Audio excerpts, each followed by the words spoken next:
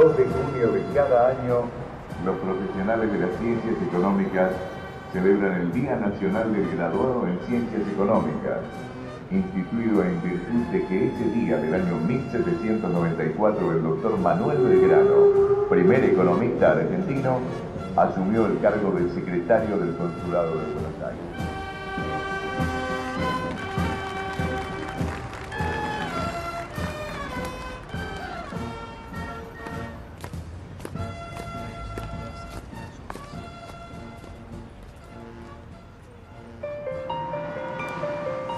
Manuel, ¿cuál es su relación de parentesco con Belgrano, el prócer? Soy quinta generación, chosno nieto, en forma directa, por la rama de su hija Manuela Mónica, en el colegio, ¿no es cierto? Cuando uno empieza a estudiar y bueno, cada vez que se nombraba Manuel Belgrano se daba vuelta toda la clase para mirarme. Hay gente que le llama la atención, gente que se lo toma en chiste, que no lo cree.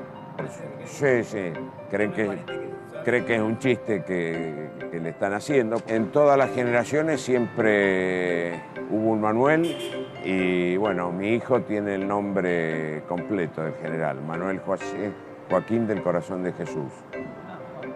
Un auténtico belgraniano. Sí. Después de su paso por Rosario, Belgrano fue enviado a hacerse cargo del desorganizado Ejército del Norte, que luego de la Revolución había ocupado el Alto Perú, la actual Bolivia, pero después había sido vencido y estaba en retirada. En la ciudad de Jujuy hizo bendecir la bandera por él creada y motivó a los restos del ejército. En esa emergencia, Belgrano ordenó a los pobladores de Jujuy y de Tarija abandonar sus casas y bienes para no dejar nada al alcance del ejército enemigo que avanzaba hacia el sur. Se aplicó la política de tierra arrasada y se incendiaron campos sembrados. El movimiento pasó a la historia como el Éxodo Jujeño. Belgrano logró reorganizar el ejército en Tucumán y allí, pese a que las autoridades en Buenos Aires no querían arriesgarse a hacerlo, decidió enfrentar el avance de los contrarrevolucionarios. Los derrotó en la decisiva batalla de Tucumán, en septiembre de 1812, uno de los combates más importantes de la Guerra de Independencia Sudamericana. Avanzó luego hacia el norte y volvió a triunfar en Salta, en febrero de 1813.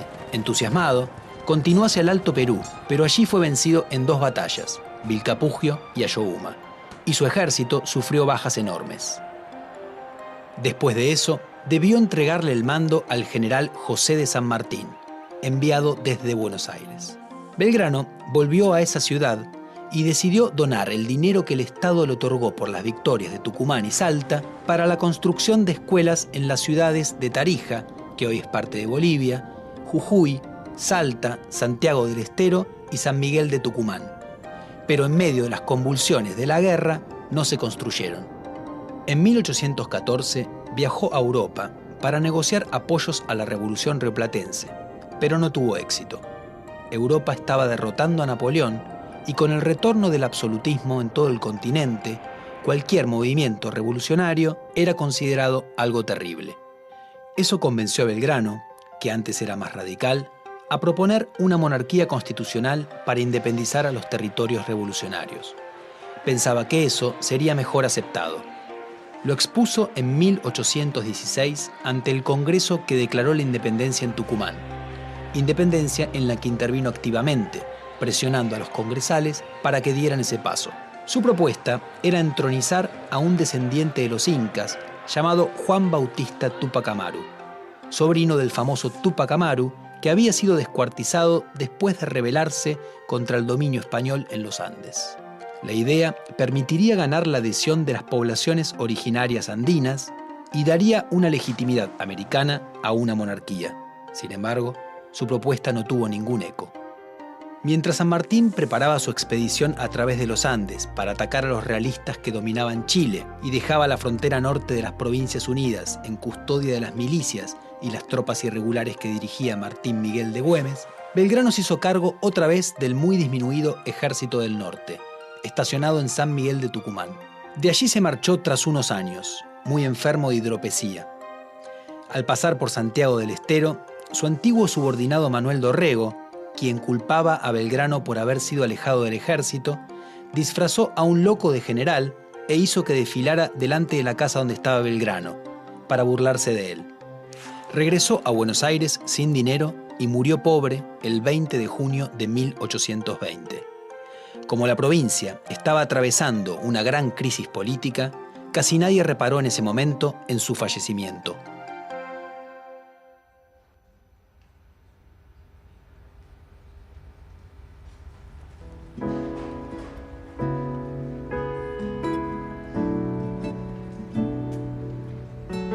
Es el Estado Nacional efectivamente existente el que se dota de un panteón y de este modo se hace legítimo, héroes que han venido a fundar la nación que hoy es la nación. Los héroes aparecen en general y los miembros de los panteones revestidos de unas virtudes que son también las virtudes del presente, son las virtudes del capitalismo avanzado, son individuos que son austeros, que son capaces de cualquier sacrificio, que son, además, en un toque quizá más romántico, capaces de ejecutar acciones heroicas y dueños de un coraje sin par. En la escuela primaria, en el caso de Belgrano, y en el caso de otros próceres, no solo de Belgrano, lo que ocurre es que al estar asociado a Belgrano a la bandera, la insistencia sobre él quizá fuera mayor, decía, en las aulas, en la escuela, se despliegan una serie de procedimientos y de prácticas que ratifican, remachan la importancia de filiarse con el panteón de héroes nacionales, y los procedimientos todavía hoy en día están en buena parte vigentes, ¿no? Retratos de los próceres en las aulas, lecciones históricas, actos patrios, juramentos de lealtad a la bandera.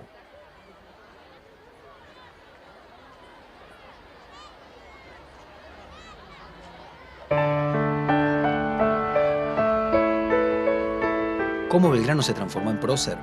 En los años que siguieron a su muerte, con la situación política más calma, se lo empezó a recordar. En la década de 1850, Bartolomé Mitre lo eligió como el personaje a través del cual contar la revolución y la independencia, otorgándole un lugar fundamental. Fue uno de los primeros héroes históricos en tener un monumento, que se erigió en su memoria en Buenos Aires, en Plaza de Mayo, en 1873. En 1938 se decidió que la fecha de su muerte iba a ser un feriado nacional, el Día de la Bandera, y se inició en Rosario la construcción de un monumento para homenajearla.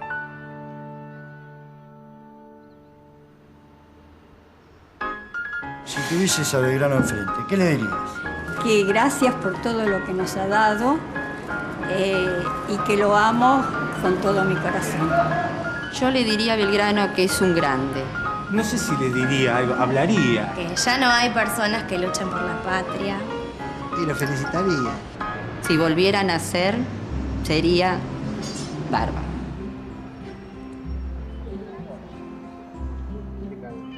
¿Cuál es tu relación con Manuel Belgrano, tu parentesco? Yo soy chosno. El chosno es la quinta generación. Es hijo, nieto, bisnieto, tataranieto y chosno. Manuel Belgrano tuvo dos hijos naturales. Uno de ellos fue Pedro Pablo Rosas, que es de quien desciendo yo, que Manuel lo tuvo con una dama porteña llamada María Josefa Escurra. Tuvo familia en una de las estancias de Rosas, su cuñado, en la provincia de Santa Fe.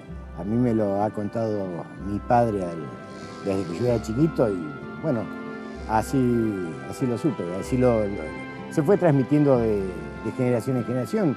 Lo sé yo, lo han sabido todos mis hermanos, así se ha enterado mi padre y así se habrá enterado mi abuelo también. La imagen de Belgrano que se da en la escuela es la que a nivel país se ha hecho trascender. Creador de la bandera, ganó la batalla de Tucumán, ganó la batalla de Salta, y paremos de contar, cuando sabemos que eso es una milésima parte de todo lo que hizo. Te cuento que hace algo más de 30 años asistí a un acto en homenaje a Manuel Belgrano en el convento de Santo Domingo, que es donde está enterrado.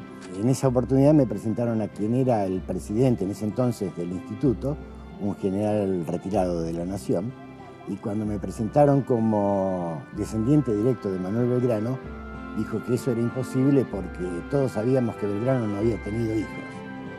Realmente indignado le dije, me extraña, general, que justamente usted pueda decir una cosa así.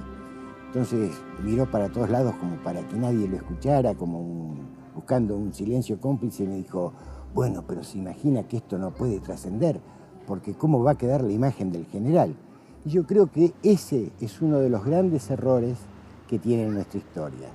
A la pregunta que me hizo mi almacenero sobre por qué ya no hay hombres como esos, una respuesta posible es que en todas las épocas hubo y habrá hombres y mujeres que protagonicen hechos destacables a favor del resto, sin llegar a convertirse en próceres.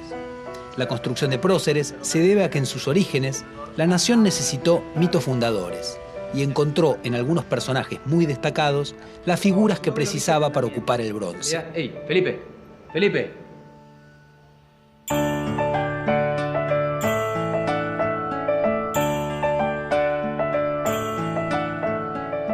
Poder ir más allá de la construcción del prócer Belgrano sirve para dejar de ver a un prohombre excepcional y conocer a un ser humano cuya pasión no se limitaba solamente a sus ideales y que a pesar de sus muchos problemas siempre siguió sus convicciones. El primero resulta inalcanzable e irrepetible, pero el segundo nos puede motivar para seguir las nuestras. Yo les prometo cuidarla, defenderla siempre, llevar la bandera siempre. Por volverse revolucionario, Belgrano dejó su promisoria carrera de lado y se dedicó de lleno a la causa en la que creía. Ese es el lado más importante de la figura de Belgrano. El hombre que se volcó activamente a conseguir una transformación de su realidad.